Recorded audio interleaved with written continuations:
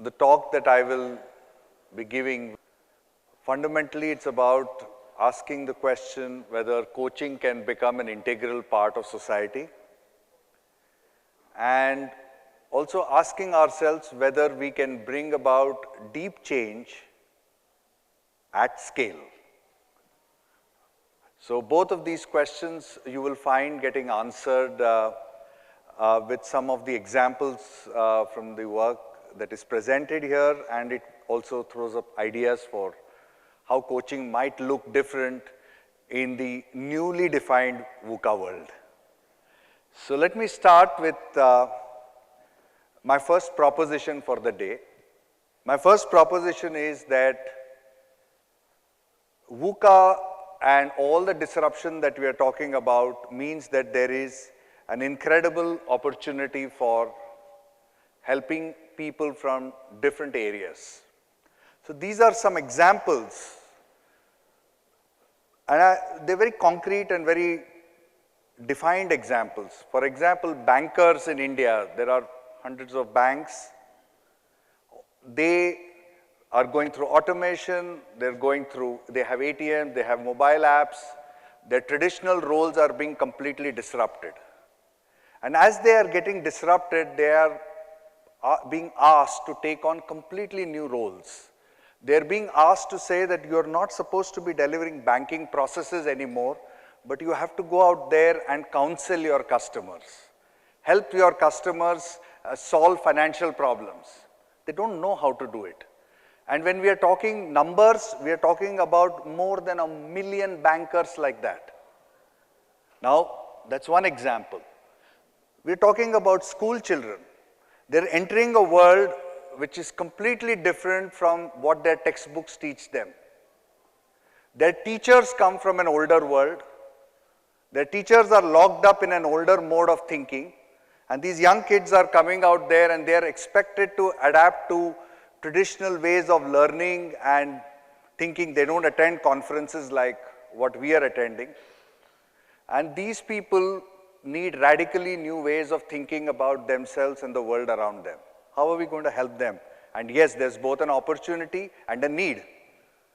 Let's take, for example, in India, there are actually something like 5.5 million to 6 million graduates who come out every year into the educational world. 6 million people. They're not trained to deal with the VUCA world. They're not trained to deal with disruption. They're not trained to deal with the kind of adaptiveness that you read in the Deloitte and the World Economic Forum reports. But they're going to walk into that world and they're expected to perform and they're expected to build their lives. They need completely new notions of career and new notions of how they are going to navigate their lives. They need help. The help is sitting in this room. Let's go down the pyramid. You have all these fancy apps now. In India, you are talking about, food delivery apps of various kinds, etc. They are called now servant economy. They are called wealth workers. Whatever nice name that you give them, you're talking about hundreds of thousands of people, literally, going out there delivering pizzas, delivering food at homes, and they are looking at dead-end jobs. And they are looking at lives where they want lives to be meaningful as much as each one of us. And yet, they need help. So how are we going to help them? That's really the context of this conversation. It's not easy to bring about coaching at scale, because there are lots of barriers facing us. I'll very quickly walk you through 3-4 of them.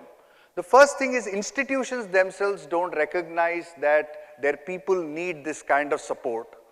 And they actually don't have an answer in their mind about how to help them.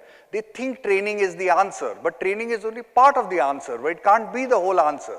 I've seen so many large clients that we work with, their go-to response is, oh, we'll set up a training program and we'll run it.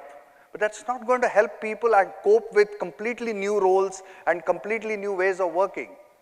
Second problem is the problem of scale and context. So they say, oh, you know, we are talking to some people, but they say that you have to understand the customer, understand the client very deeply, etc. But you are going to do it at thousands of people. So how are you going to combine scale and the fact that as you scale, context may be lost at an individual level?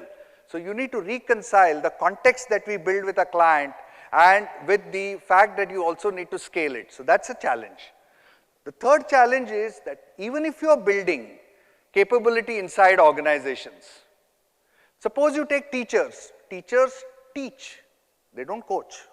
Most teachers. The few teachers who coach are remembered by their students all their lives. So most teachers convey information. They convey rules, disciplines, they convey, for example, expectations, and they expect performance to those rules and expectations. They deliver skills, they deliver concepts, they deliver information, knowledge. They don't help people grow, not many of them. So that's an issue. Professional orientation itself is a problem. How do you get them now to start thinking differently? And the fourth issue is that people need sustained support in order to change. All of us know it.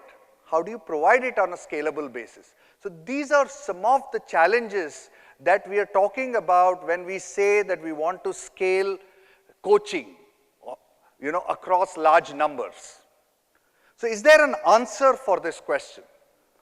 And here is an answer that we've built, and I offer it to, you know, I mean, I'm sharing it with you, sharing some of the learnings, and you know, there may be many, many more new ideas that may come out of it.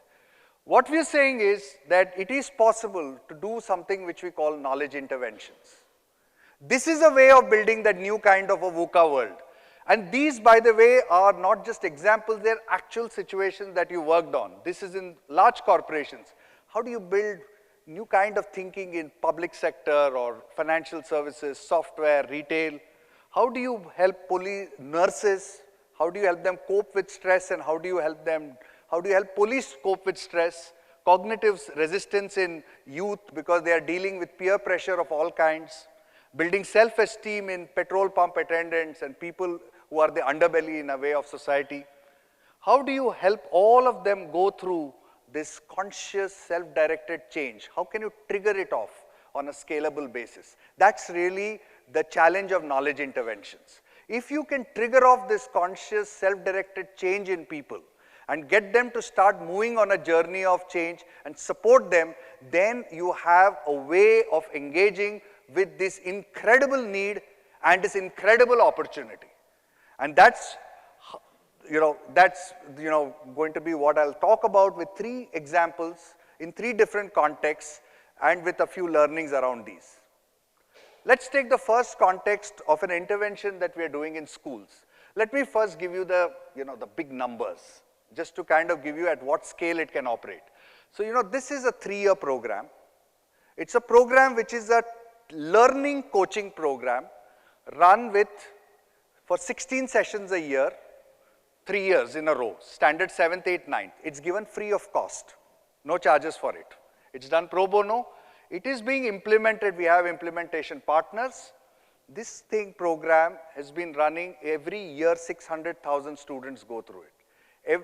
Every central school in India gets it. It is part of India's central board syllabus now. And there are 17,000 teachers who are struggling to be coaches with this, and we are trying to build an ecosystem that supports them in becoming coaches, giving them a whole program to do it. Now, how do you do it? And that's where there are some very interesting learnings.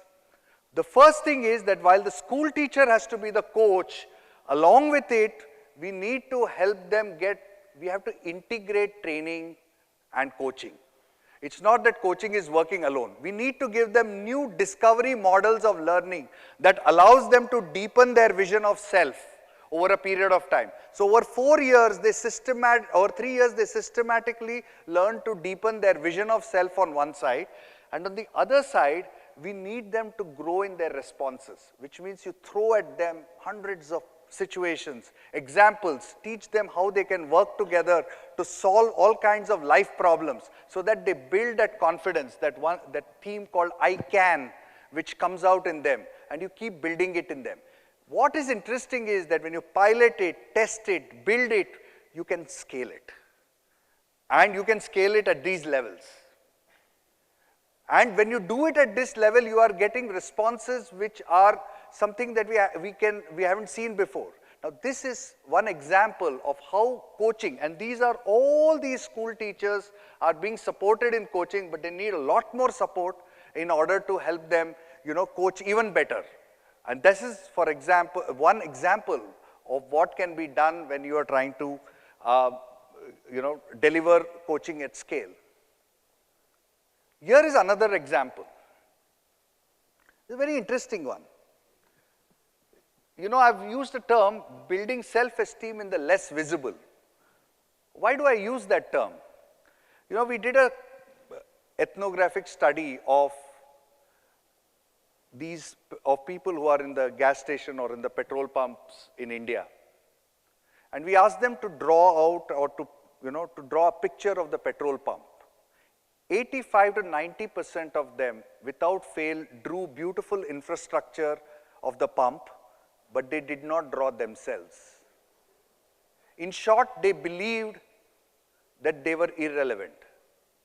They believed that they didn't matter at all, that they were simply units, resource units who could be replaced one after another.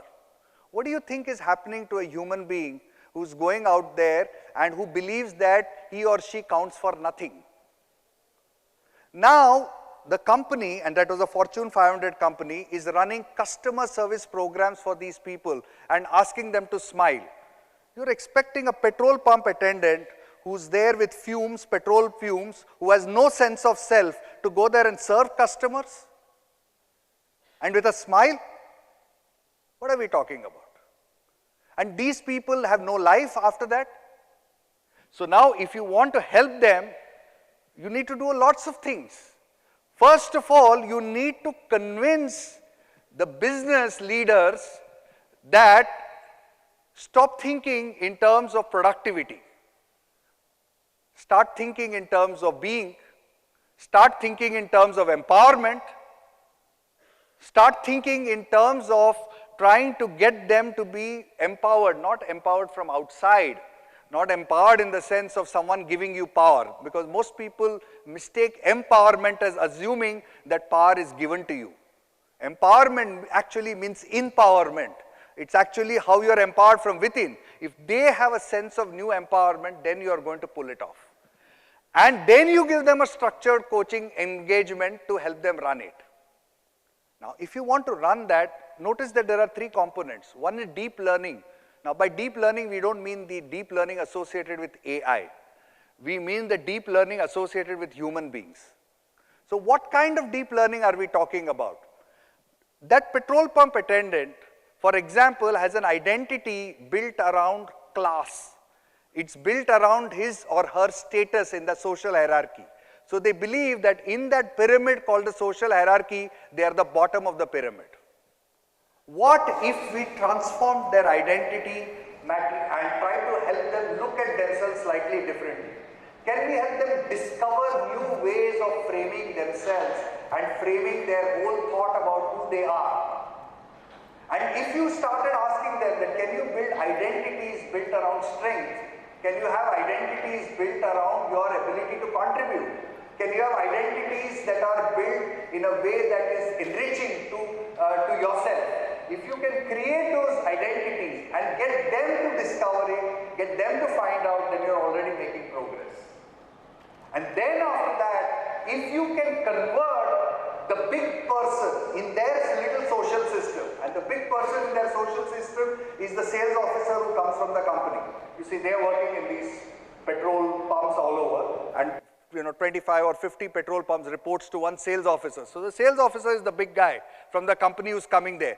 Can that guy be your coach and actually empower you so that he pays attention to you, and can you work together? So that's what we did. We converted these sales officers into coaches.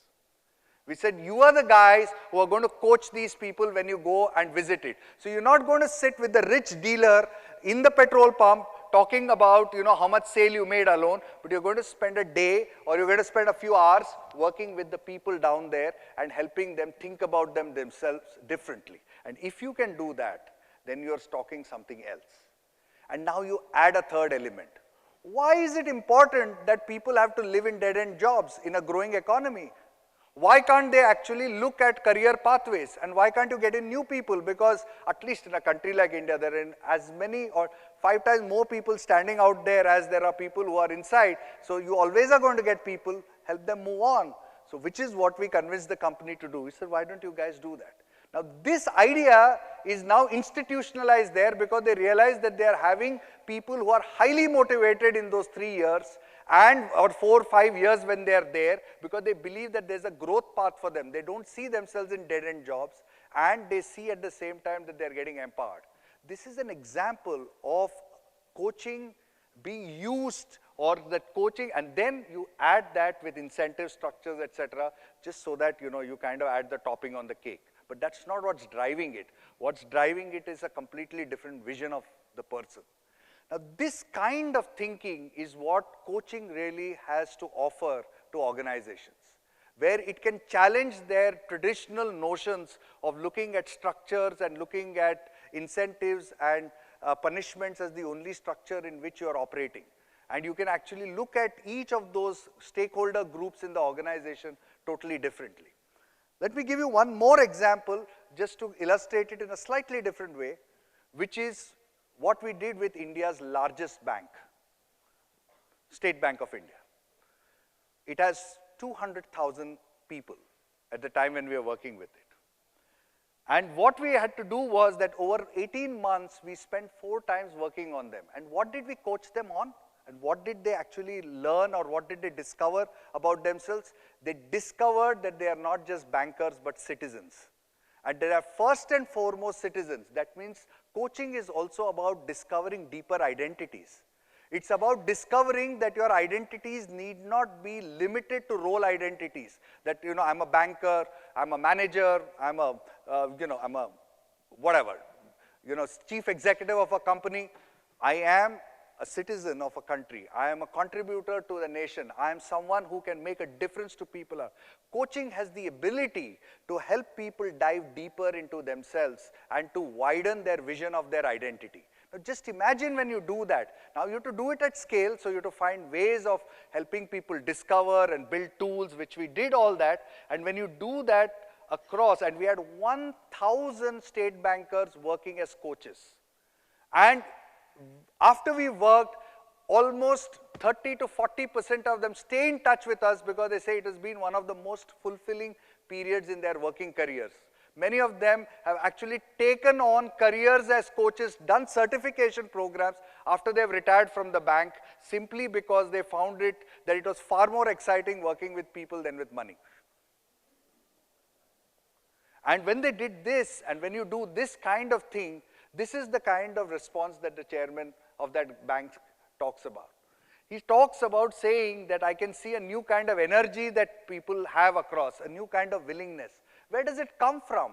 It comes from this sense of helping people actually widen their notions of identity, which you can't do except when you go through and build for them structures and enabling models which actually support their discovery of these new ways, and obviously doing it in a collective context, working together and doing it. And when you do that, all the other business changes follow.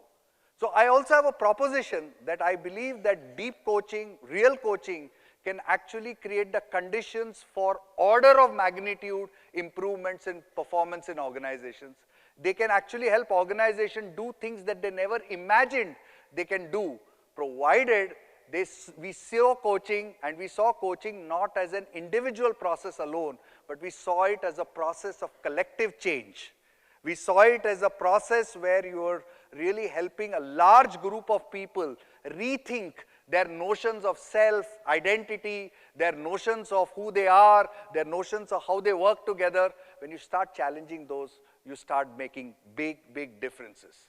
So this is really the kind of world that we are really talking about, that you can enter into. And this is the possibility that I believe that we are really starting to think. Why, when we see coaching as an individual process, we get some kind of results. When we see coaching as a team process, we see a next kind of results. But when we see coaching as a collective process of change, and we see it as an enabler, and we don't see coaching as versus learning, we don't see coaching as versus any other forms of human change, and we see coaching as one more powerful tool for human change. So really speaking, all of us are in the human evolution business. We are not in the coaching business. We are in the business of helping human beings evolve and be more than who they can be. And if that's our core business, every tool in the toolbox is open to us. And every tool you can use and assemble and create new answers. Which means as coaches, it doesn't mean that we are only coaching, but we are also architects. We can architect completely new learnings for people, architect new journeys for people. And that's the possibility for coaching. And that's the real possibility for coaching at scale.